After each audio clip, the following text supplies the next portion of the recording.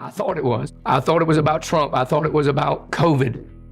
But God built our platform for deliverance. The moment the FBI searched Greg Locke's mansion, investigators reportedly found something behind the walls that took the case in an unexpected direction. The controversial pastor, founder of Global Vision Bible Church, was already under scrutiny following the tragic death of his 20-year-old son. Federal agents reportedly focused on financial records, church funds, and Locke's ministry. But what they allegedly discovered inside the mansion raised even more questions, sending the investigation down a disturbing new path. Faith meets fate. Greg Locke did not become a well-known pastor overnight. His public journey grew over many years through preaching, church leadership, online videos, and a style that was difficult to ignore. He built Global Vision Bible Church in Tennessee and gradually turned it into more than a local congregation. His sermons reached people across the country through the internet, making his voice familiar far beyond his church. Locke developed a preaching style that was direct and strongly emotional. He spoke about the Bible, faith, spiritual warfare, revival, morality, and the problems he believed were affecting society. His approach attracted a large audience, but it also attracted strong criticism. Supporters saw a pastor who was willing to speak without fear, while critics often viewed his approach as extreme and confrontational. As the years passed, Locke became increasingly connected to his online presence. Sermons could reach thousands of people without them ever entering his church. Social media became another part of his ministry, allowing his words to spread quickly. His public identity became so strong that Greg Locke, the pastor, and Greg Locke, the internet personality, were almost impossible to separate. His church was not simply a building where he preached each week. It was an organization connected to his public work, his staff, his ministry activities, and his growing audience. The church became the center of many important moments in Locke's life and eventually became the reason for the financial investigation that would bring federal agents to his property. Behind the public preacher was also a husband and father. Locke's family existed alongside the ministry, even though the family could not always remain completely private. People who followed his work became familiar with parts of his family life. His children grew up around a father whose career placed him in front of large audiences and kept his name in the public eye. Also, his ministry had made him familiar with controversy. Public disagreements, criticism, and disputes followed him at different points in his career. Still, he continued preaching and building his ministry. The attention became part of the world surrounding him, and every major event in his life had the potential to become public. By 2026, Locke's public career had already experienced many difficult moments, but nothing could have prepared the family for the loss that would soon enter their lives. The story changed when attention moved from Locke's sermons to his home. His son Evan was no longer simply part of the family behind the ministry. His struggles and eventual demise would become one of the most painful chapters in Locke's life. The pastor who had spent years speaking publicly about spiritual battles was about to face a battle that could not be handled from a pulpit. That was the beginning of a darker chapter.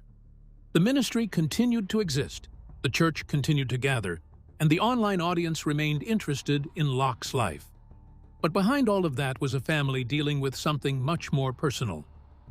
The preacher's son, Evan Roberts Locke, was only 20 years old when his life came to an end. He was the son of Greg Locke and had grown up inside a family that lived close to a large Christian ministry. From the outside, that environment could appear strong and protected. Inside the family, however, Evan faced a struggle that would become much harder to control. Evan had reportedly battled addiction for years. His struggle was not described as a simple problem that disappeared after one attempt at recovery. It was a difficult cycle involving setbacks, hope, and efforts to change. Like many young people dealing with addiction, he had moments when his life seemed to be moving in a better direction before the situation became difficult again. Those close to him described Evan as someone who had wanted a different life. He had reportedly made efforts to recover and had tried to rebuild himself. Those efforts mattered because they showed that his story was not just about addiction. There was a young man behind the struggle with a family that continued hoping he would find stability and make it through. For his father, the situation carried a special kind of pain. Greg Locke spent much of his public life speaking about spiritual battles and the power of faith. At home, however, his son was facing a very real battle that could not be solved with a sermon. The family had to live through the uncertainty that comes when someone you love is struggling. Unfortunately, on May 8, 2026, Evan suffered a substance overdose and lost his life at a very young age. According to reports, efforts to revive him were unsuccessful.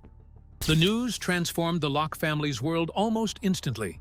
A young man who had been struggling to find his way was suddenly gone, leaving his family to face a loss that could not be reversed.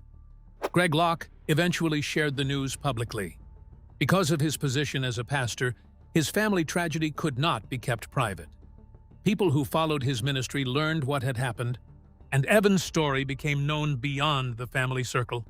However, that public exposure added another difficult layer to an already painful experience. The circumstances surrounding Evan's demise also brought attention to the internal struggles of the family. It showed that addiction can affect families regardless of wealth, religious background, public reputation, or social position. Evan was the son of a famous pastor, but that did not make him immune to the dangers surrounding addiction. The family entered a period of deep mourning after his passing. Greg stepped away from his normal ministry routine, giving himself and his family time to grieve privately. For a man whose life had been built around public speaking, preaching, and constant activity, disappearing from the public eye marked a major change. During this difficult period, the family focused on processing their loss away from the attention surrounding them. Yet the family's private mourning would not remain completely peaceful. Only weeks into that period, another unexpected event would bring federal authorities to the Locke home. The family had barely begun adjusting to life without Evan when federal agents arrived at the property. Another chapter was about to be opened that nobody in the household had expected. The unexpected raid. After Evan passed away, the Locke family stepped away from normal life. Greg Locke had planned a 6-week sabbatical, giving the family time to mourn without the usual pressure of church services and public appearances. The house had become a place of grief rather than activity. Family members were trying to adjust to a new reality, while the absence of Evan remained fresh in every part of their lives. But the quiet period did not last long. About 3 weeks into the sabbatical, federal authorities arrived at the Locke property. The operation was large enough to immediately change the atmosphere around the home. Agents entered the property and began searching. The timing was striking because the family was still in the early stages of grieving Evan. Meanwhile, the search did not stop at the house. Authorities also searched Locke Media, a business connected to Locke's public activities. Global Vision Bible Church was also reportedly involved through a subpoena. The operation therefore covered several areas connected to Locke's ministry and business life. The reported focus was financial. Federal authorities were investigating allegations involving church finances and possible financial misconduct. The Internal Revenue Service was among the agencies involved, while other federal authorities also participated. Local officers even assisted because the property was located within their jurisdiction. Inside the home, agents reportedly searched through different areas. Electronic devices and financial records were taken. For the Locke family, the operation was especially sensitive because of the recent tragedy in the family. Evan had passed away only weeks earlier, and the family had withdrawn from their normal routine to process that loss. Yet suddenly, their home had become the center of a federal investigation. News of the search spread quickly because Locke was already a public figure. A federal operation involving an ordinary private citizen might have received little attention, but Locke had thousands of people following his ministry and online activities. Once the search became public, the story moved rapidly through Christian media and social platforms. The investigation also created a new kind of pressure around Global Vision Bible Church. The church was not simply a place where Locke preached. It was an organization with finances, staff, records, and ministry operations. A federal investigation involving those matters could potentially affect the reputation of the entire organization. The authorities were examining allegations, gathering records, and trying to understand financial information. The reported seizure of devices and documents did not automatically prove wrongdoing. The outcome would depend on what investigators discovered after examining the material. One painful chapter had not ended before another began, and timing naturally made the two events appear connected to people watching from outside. Evan had lost his life, the family had withdrawn, and then federal agents arrived. What if the real purpose of the investigation wasn't financial, but rather than an investigation into Evan's overdose? A two-sided secret. During the investigation, the search appeared to be about financial records. Agents moved through the house, checking rooms and collecting devices and documents. The family watched as investigators worked quietly through the property. Nothing about the operation appeared unusual at first, but one part of the house attracted more attention than the others. The mansion had an old storage area that was rarely used. It sat behind a section of the house that had been renovated years earlier.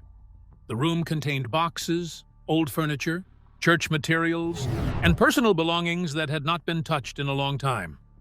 To anyone looking quickly, it appeared to be nothing more than forgotten storage. An investigator eventually noticed something unusual about the wall. Its surface looked different from the surrounding panels, almost as if part of the room had been rebuilt. A closer inspection revealed a narrow space behind the wall. This discovery immediately changed the mood inside the building. Behind the panel was a small locked cabinet. The cabinet was not filled with money or weapons. Instead, it contained old documents, handwritten notes, medication records, and several small items connected to Evan's past. The material appeared to have been collected over a period of time while the family tried to resolve his struggle with addiction. One folder contained records that had never been discussed publicly. They showed the extent of the family's efforts to help Evan.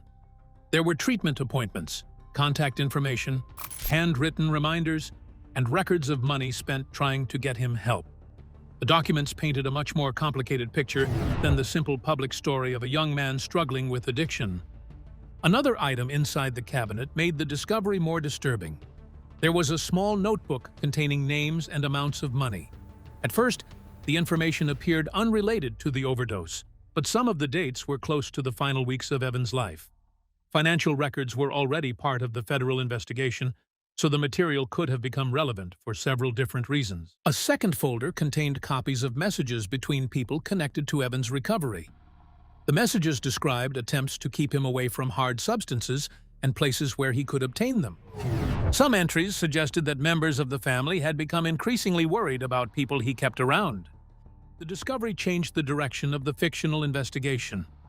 What had appeared to be a routine financial search now seemed to contain a second layer involving Evan's final months. The hidden material simply raised concerns about what had happened during the weeks before his passing. Investigators began comparing the dates in the notebook with the records already taken from the house and business. The most important discovery was not a secret confession or a dramatic piece of evidence. It was a pattern. Names appeared more than once. Dates repeated. Payments appeared beside certain meetings. Several entries seemed connected to people who had been around Evan during his final weeks. The cabinet automatically became the turning point, although it did not provide an easy answer. Instead, it opened another part of the story that had remained hidden from the public. The investigation that began with financial questions had accidentally uncovered personal records that could force investigators to look more closely at the circumstances surrounding Evan's final days. By the end of the search, the family home no longer looked like an ordinary place of mourning. It had become a place where two stories had collided: a financial investigation involving Locke's ministry and a hidden record of his son's painful struggle. The discovery did not solve Evan's death. It created a new trail of information. Investigators now had documents that could be compared with other evidence, while the family faced the possibility that details surrounding Evan's final weeks were more complicated than anyone had known. Sadly, a young life that ended far too soon now left his family on the verge of disgrace. The money trail. At first, the federal investigation appeared to have nothing to do with Evan. The reports focused on financial records connected to Greg Locke, his church, and his business activities. But somehow, investigators began following a trail of money that slowly moved the investigation closer to the family's most painful tragedy. The trail started with expenses connected to Evan's recovery. Over several years, Greg and members of his family had spent large amounts of money trying to help him overcome addiction. There were treatment programs, private counseling, recovery facilities, medical expenses, transportation, temporary accommodation, and other costs connected to keeping Evan away from the environment that had caused him so much trouble. None of those expenses looked suspicious by themselves. Families dealing with addiction can spend enormous amounts trying to save someone they love. The problem began when investigators compared some of the recovery expenses with financial records belonging to the church and organizations connected to Locke's ministry. Several payments appeared to have been made through accounts that were supposed to be used for ministry purposes. Some transactions were described as emergency assistance or ministry-related expenses, but investigators noticed that some of the money eventually went toward expenses connected to Evan's treatment and recovery. The discovery created a difficult situation because the money had apparently been spent for a personal reason. The family was trying to save Evan, not enrich themselves. Yet, the investigators were examining whether church funds had been mixed with personal expenses and whether the records accurately described where the money went. The deeper investigators looked, the more complicated the trail became. Payments appeared across different accounts and different periods. Some were small enough to attract no attention. Others were much larger. Together, they created a pattern that investigators believed needed to be explained. For years, those payments could have looked like nothing more than a desperate family trying to help a struggling young man. But once investigators were already examining the church's finances, the same transactions began to look different. Every payment created another piece of a financial puzzle. The investigation became even more serious when some records reportedly failed to clearly explain the relationship between the church and the expenses. Even though that did not automatically mean the money had been stolen, it meant investigators had to determine whether the transactions were properly authorized, properly recorded, and legally handled. The difference was important. A family spending money to save their son could have a completely different meaning from a ministry deliberately disguising personal expenses as charitable spending. The federal search therefore began to take on a much more personal meaning. Investigators were no longer simply looking at numbers on a spreadsheet. Then came the most uncomfortable part of the fictional investigation. Some financial records seemed to cover expenses during the final months of Evan's life. The records showed money moving between accounts while the family was arranging treatment, transportation, and other forms of support. Several payments were close to dates during Evan's recovery period. The information did not prove that the money had anything to do with Evan's problem. His reported overdose remained a separate matter.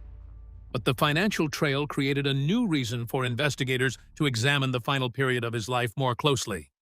Because now, those same transactions were sitting inside a federal investigation. For Greg Locke, the situation became deeply personal. The records being examined were not actually church documents. Some of them represented years of trying to save his son. Every amount carried a memory of another treatment center, another recovery attempt, another moment when the family believed that things might finally turn around. What began as a search into church finances slowly moved toward the private history of Evan's addiction and the much effort his family had made to help him. In the end, the connection was still incomplete. Investigators had discovered financial records surrounding Evan's recovery, but they had not established that the money was truly connected to Evan's addiction and eventual demise. What they had uncovered was something more complicated. A record of how far a family had gone to save a son who was fighting a difficult battle. The money trail did not answer every question surrounding Evan's final days. Instead, it revealed the cost that the family had to bear long before the federal agents ever arrived at their home. If you enjoyed this video, like and subscribe, and also click the next video shown on your screen.